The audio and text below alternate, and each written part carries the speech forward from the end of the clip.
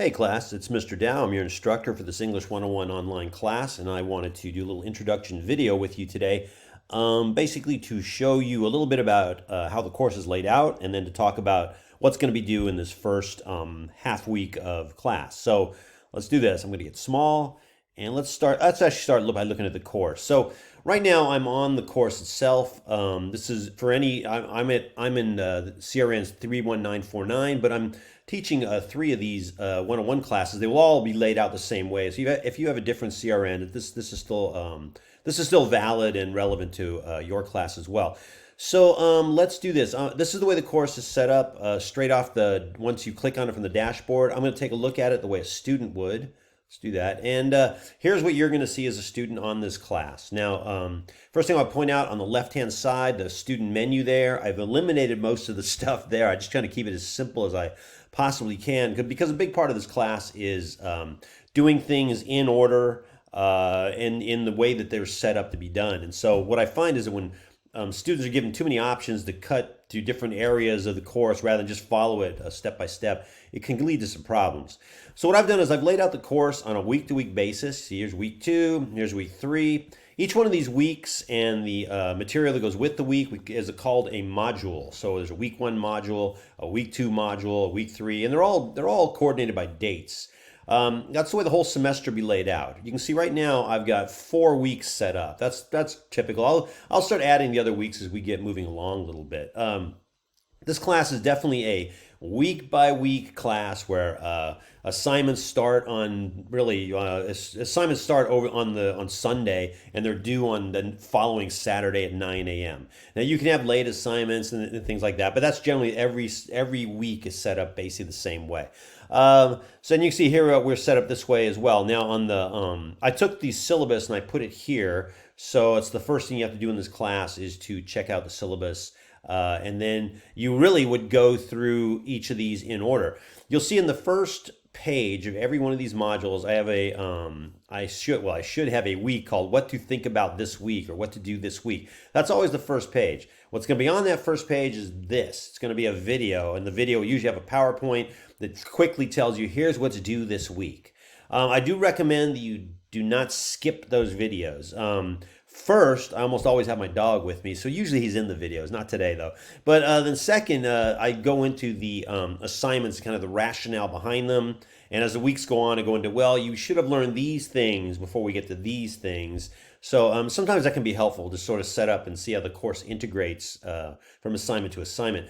Now, as you go through the other pages here, basically, yeah, the course syllabus is there. You have to read it. Then there's a syllabus quiz and a discussion, and et cetera, et cetera. So you could just go through this list, but like I said, if I do any updates on the calendar or on the policies, anything like that, it's going to be in those videos. And so again, don't skip those videos.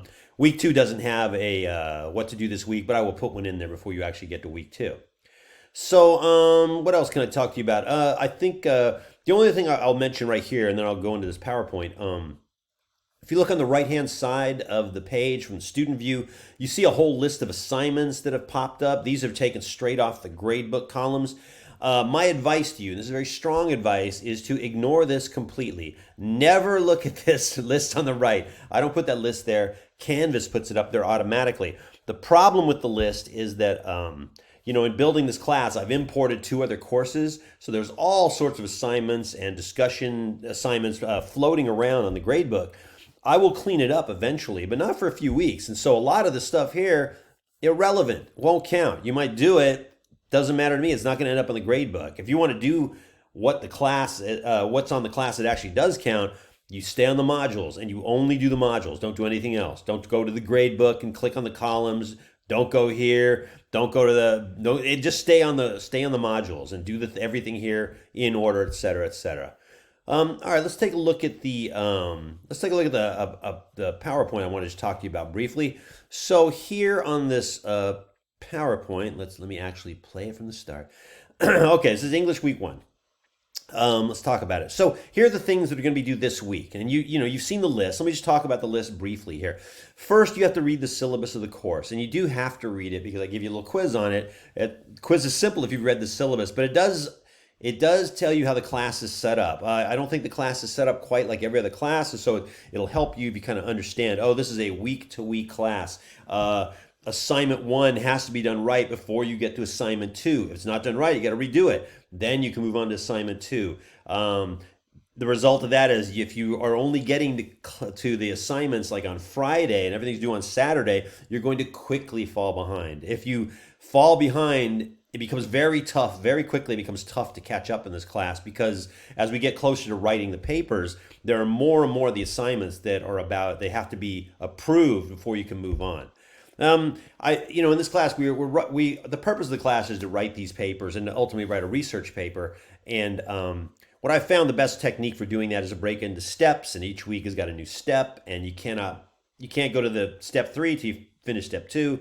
That's just common sense. But that's the way it's kind of set up, which means that the only way to really get through this class is week to week participation, steady participation. That's kind of what I try to get across in the syllabus the most. So that's probably all over the syllabus quiz as well. If people are going to, I think there are a lot of online courses where you can probably okay, I do a week here, I'll lay out for a couple of weeks, then I'll dump a lot of assignments on the teacher, catch up. That won't work in this class. It'll never work. I've never had anybody pass who's done that. You got to kind of do stuff every week, be in communication every week, et cetera, et cetera.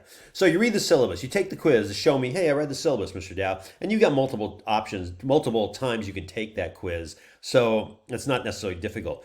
Discussion number one, you're just posting an introduction to yourself. It's not a big writing task. You're just kind of letting people know who you are and why you're in this class. It's on the discussion board so everybody can read it, and you'll have to respond to some other people. And then there's two exercises to do. Neither of these exercises is particularly difficult. I understand that we're starting on a Wednesday or a Thursday, and so we've got a short week. That's why that's why I kind of limited what's due here. But there are some things that are due, so you do want to actually go ahead and start. Exercise one is going to put you on the Citrus website to work with the focus program, which is really more about you determining potential careers and things, and really just being exposed to that resource. Doesn't take long. It's kind of fun. If you have never done it, you should do it. And I have a video on there that shows you how to do it. Exercise two is actual sort of a little course material. I will link you to our online text and ask you to read a few pages and answer some questions. And the pages are just about what's your approach to reading at college. Nothing too difficult. Questions are not very long, et cetera, et cetera. That's what's due this week. So whenever you start reading this, understand the due date is almost always Saturday morning, 9 a.m. of the week that this comes up. And then typically what happens is I will keep every assignment open for a full week after that. And if you get to the assignment late, it's not a big deal. You lose a point. Not much of a problem. The trouble is after a full week late, I just click assignment closes down and the points are gone. I understand that in the first week we have people coming and going, going to add some people. So I'm not assessing late penalties on this. My only point would be that the best thing for you to do is if you are late, remember week two, which is a real week, will have more stuff than this. So you don't want to wait too long to get to week two. In other words, don't let these assignments take you too long. All right, let's talk about this. Here's my most repeated advice, which you're going to see on the syllabus. And in all these videos, comes on again and again. So here is what to think about in this class the most. First, I say this on the syllabus a lot. Be realistic.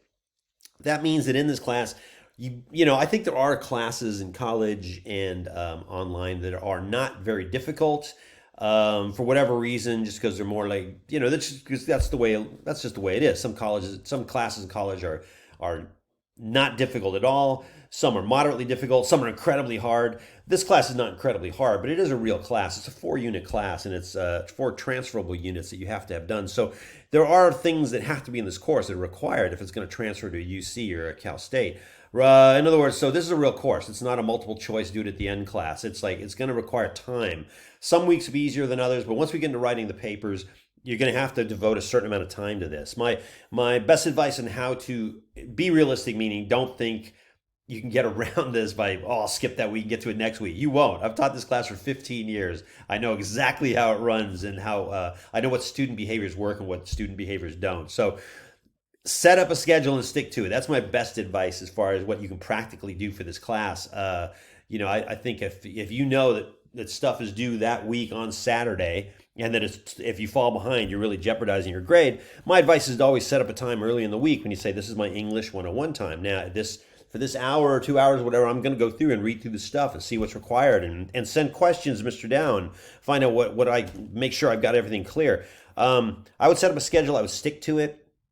Ultimately, I would actually, if it were me, as an adult, as an 18-year-old, I wouldn't have done it. I would not even have set up a schedule. I was not a good student. But as an adult, I would say, yeah, I would have 2 periods of English 101 where I'm saying, look, on Monday I do this, Thursday I do this. And really, but towards the second half of the course, you're going to need that. You're going to have to put that kind of time into the class. That's the only way really to get through. But setting up a schedule and keeping up with it and participating week to week is the only way to get through. Number 3, communicate. Man, so many problems can be solved in this class and in your life if you would just contact the people who can help you. With all the class stuff, you have questions, some tech thing's not working, whatever. I'm your first avenue, but there certainly are other people as well. Sometimes some of my classes have embedded tutors in them that will help the students. We're gonna make a lot of use of the writing lab, the writing center at Citrus, counseling department, etc. But communicate with me. Communicate through emails. If you need to talk to me, we'll set up a Zoom meeting. I'm pretty responsive on emails quite a bit because of all the online work, and so do not let time go by with a problem if it's something that possibly you can get help with. Don't sit there and stew. Contact Mr. Dow. Contact him several times. It's not a big deal. And then lastly, again, this is just in an ideal world. I think this is not an ideal world where this class is running this semester, so I get it. But ultimately, in the end, what I find is that in community college, I think you do have a lot of times the students are in the classes, but they don't really necessarily identify themselves as students when they consider all the roles of their life. This girl here has got all these things going on. Student is probably not in their top 3 roles. So I totally get that. I think when I started college, it was sort of the same. I identified as, I was I was a boyfriend here, and I was a library worker, and I was a soccer player, and I was like a lot of things. Student maybe crack the top 5. The trouble is that I think as you get further in your college career, you'll find that you kind of have to identify student more than other roles after a while. It doesn't necessarily as your first role, but pretty high up, because otherwise you don't prioritize enough time to really do the kind of job you need to actually get through college and get something done. And that should be your goal: get through college and get something done. That's what we're trying to get you to do here. Move on, get a job, make lots of money, et cetera, et cetera. So that's basically that's the way the class looks. In terms of, well, what is it? What happens in the class? What do these assignments look like? And this is really if you've never been on a course before. I won't spend much time on this. Just want to show you that, like, if we go to a syllabus quiz, it's not even open yet. This is all a waste of time. All right. Basically, though, in this class, you will be taking some quizzes. I'll get the answers from that directly to me. You'll be putting discussion posts up where other people can read it. Exercises go straight to me. Gradually, we start getting the paper assignments, like give me an outline or give me a paragraph. That's all stuff you can submit it directly onto Canvas in a submission box. It's pretty self-explanatory. It's not difficult to navigate Canvas, which is one of the reasons why this is the chosen media form for all of Southern California community colleges now. All right. Yeah, I think that's about all I want to say about all this. I was going to make myself bigger. Okay, so there you are. You had a little introduction. Next thing to do really is to get started on the class. Our semester starts on Wednesday. I will open the course on Tuesday afternoon so that you are able to get in there, and I will send everybody a letter of introduction, just kind of reminding you about these things. And that way, if you do want to get started early, you certainly can. But all right, stick with it. Keep going. Start strong, and definitely let me know if you're getting any problems at all. All right. Next week, I'll start bringing my dog in. Trust me, the dog is worth sticking with the class to meet. Okay. All right, everybody. So long.